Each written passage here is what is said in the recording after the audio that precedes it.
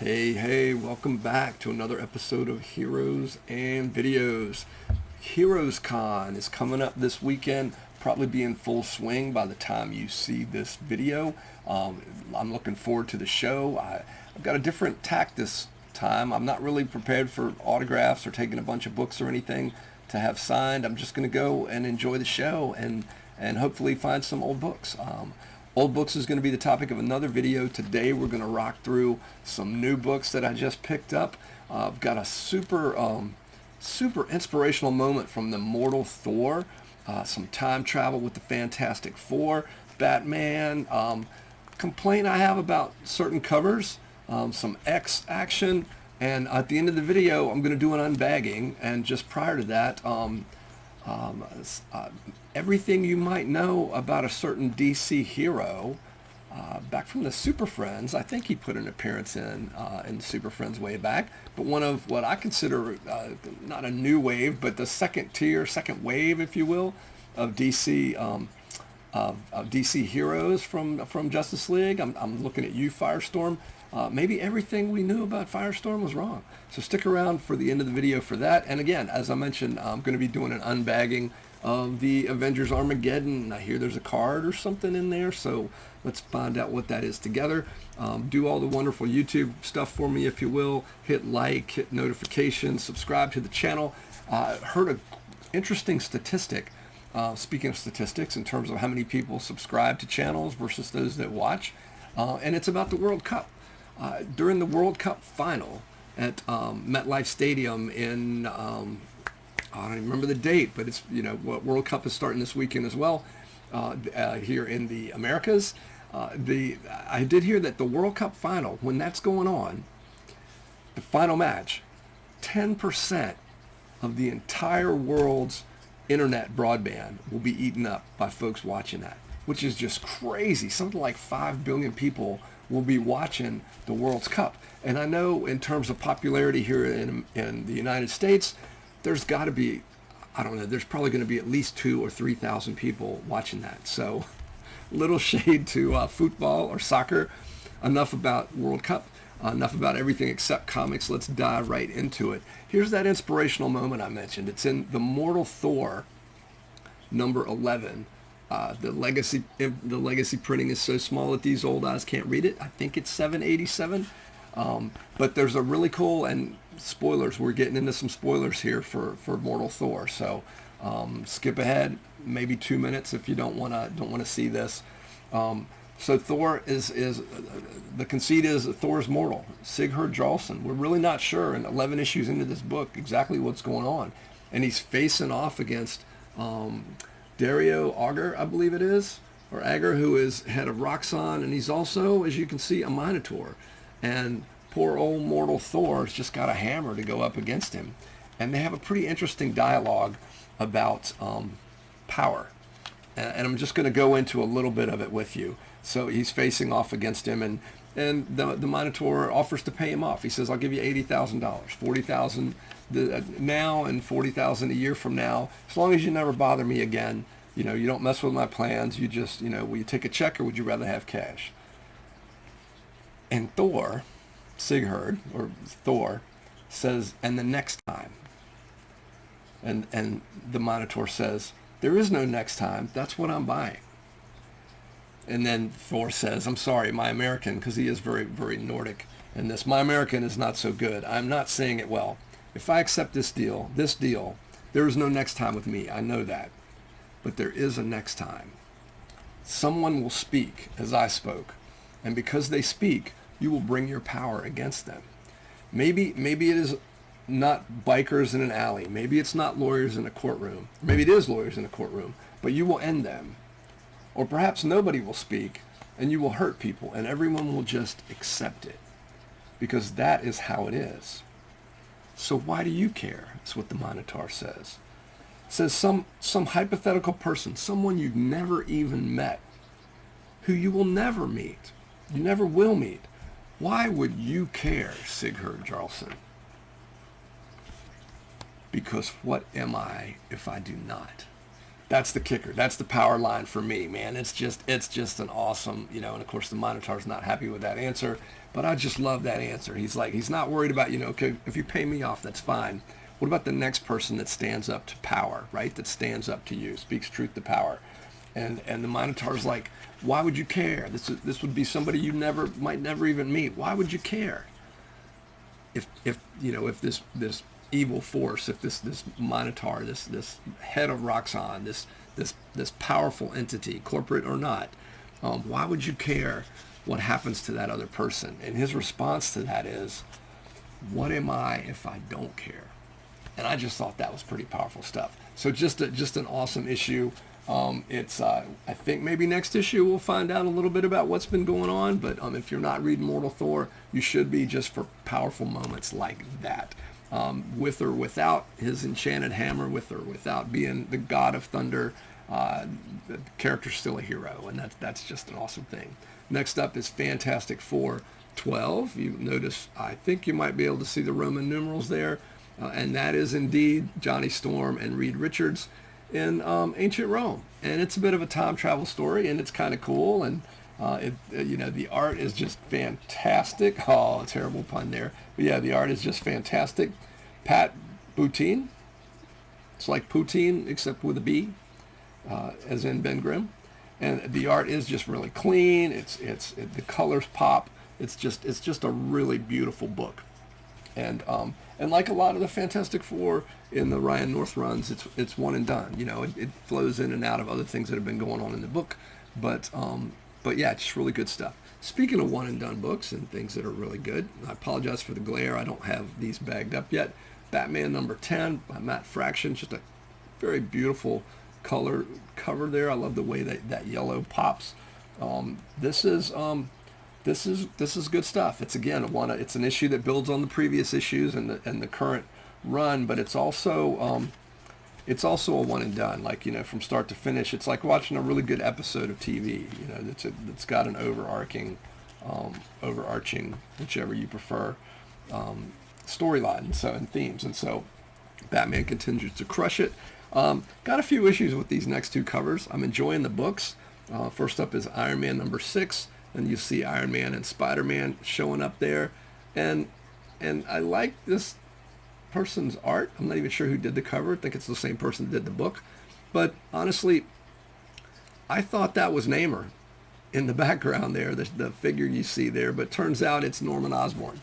I do really like the world building, how this plays off of what's going on in Spider-Man's book and what's been going on with Norman Osborn in Spider-Man's book.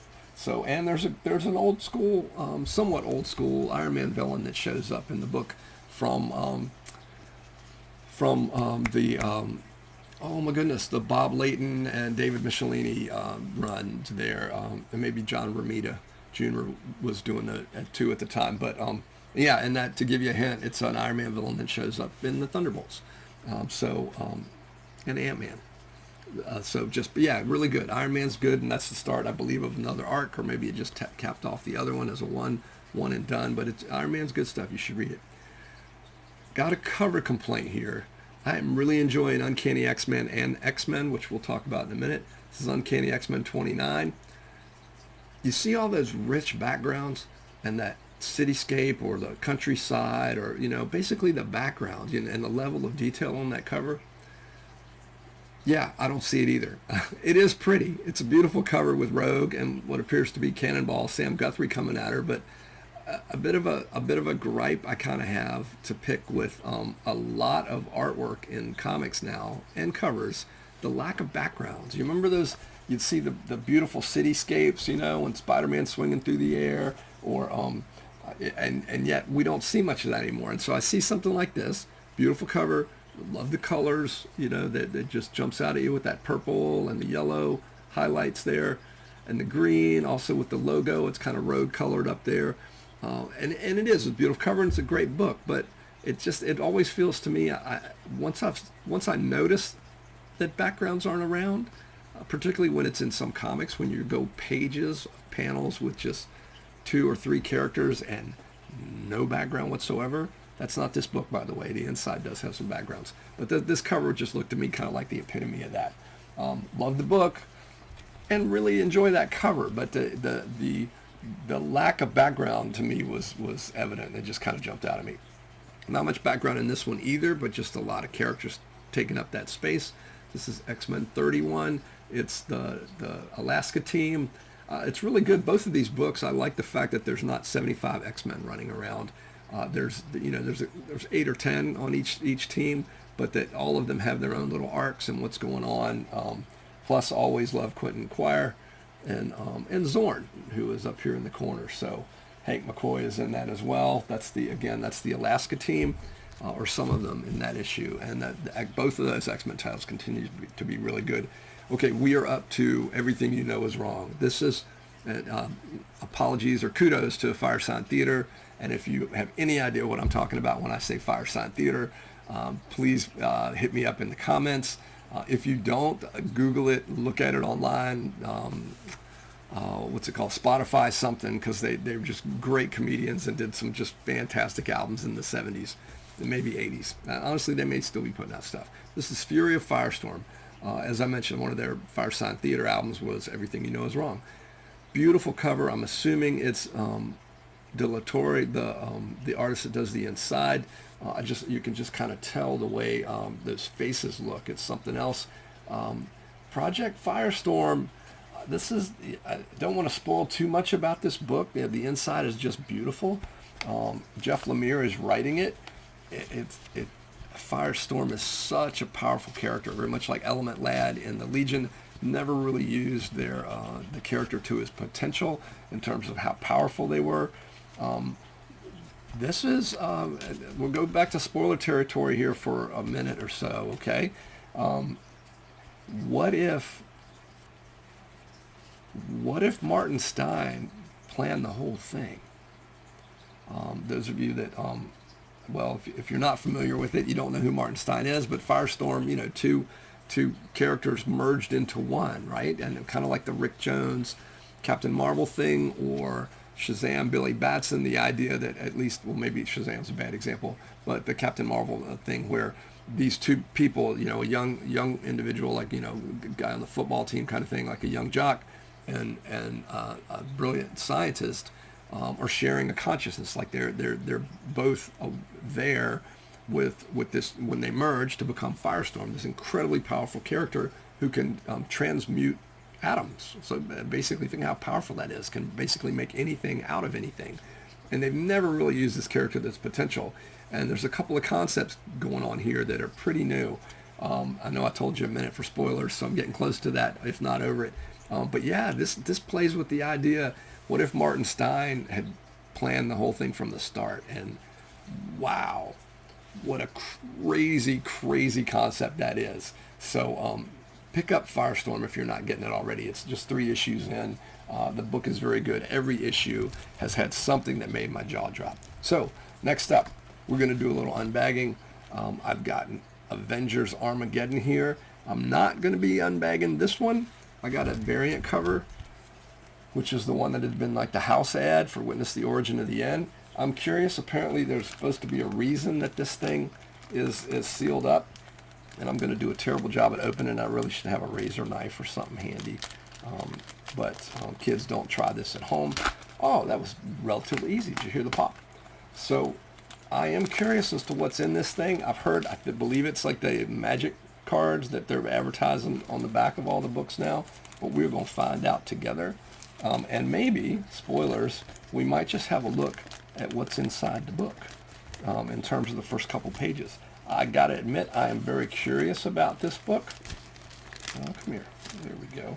I'm very curious about the story. Always up for an Avengers event. So here we go. We're going to take this baby out. Oh, something is slipping out the side there. I almost feel like I'm doing a card trick. We're going to hold off on that card and see if I can get a hold of it there. Oh, interesting. The backboard, this is a whole separate little advert, and the card is behind it. Like I can feel the card behind the comic itself. So I guess so I don't make any mistakes here or drop the thing, we're going to look at it together and see just what I got. How does that work?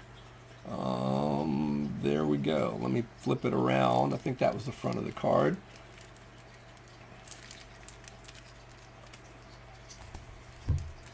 not for resale. You hear that, kids? This is FIRESTORM Surge. Oh, so it is a card. Oh, that was what I'm seeing. The thing at the back I don't think is part of the card, or maybe it is. It almost feels like there's a card and then an ad behind it. So I'm going to leave that in the plastic for now. It says FIRESTORM Surge. It's an enchantment. I've played some Magic the Gathering cards. My daughter's fiance, hi Kyle, is a big fan and taught us how to play it, and we've done that a few times when we have visited them. It's pretty cool. I'm just afraid. I'm afraid to get too involved in it because if you're a comic book collector, if you're watching this channel, I'm sure you are, and it's very easy to get over enthusiastic about a hobby, and so I don't know that I want to go down this road as well. But this says, it's like the same people that did the legacy printing on Thor. Whenever a creature you control enters, it deals damage equal to its power to any target. So you can deal damage to any target equal to the power that the card you have or whatever creature enters that you control. I'm not entirely sure what all that means, but I have the FIRESTORM Surge card, and it's honestly, it looks like one of the covers. It's see if I can get that up where you can see it. Spider-Man in the front, Red Hulk, Wolverine, and I believe Iron Man there. It's kind of a cold card. It's pretty cool.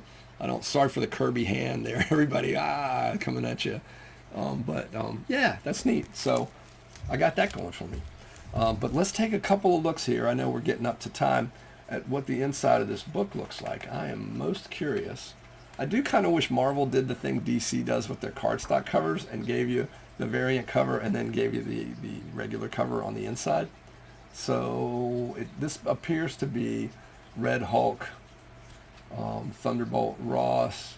Honestly, I feel like I've read these first couple pages, but maybe that was in a like a promo or something. So just to set the stage for you, General Thaddeus Thunderbolt Ross, the Red Hulk, is on a tear. Dr. Doom became Sorcerer Supreme. You guys know all this stuff. He fell, Latveria then fell, nobody in control. Ross then declared a campaign to correct the course of nations across the entire globe. However, Earth's mightiest heroes, the Avengers, and their allies aren't keen to let Red Hulk conquer the world by force. So it looks like we're basically looking at a team up to stop Red Hulk from not just taking over Latveria as New America, but also to keep him from taking over the world. So it looks to be fun. I will let you know after I read it what I think. In the meantime, heading to Heroes Con. We'll probably be there by the time you see this video. I look forward to having some great video of the show. It's always a lot of fun.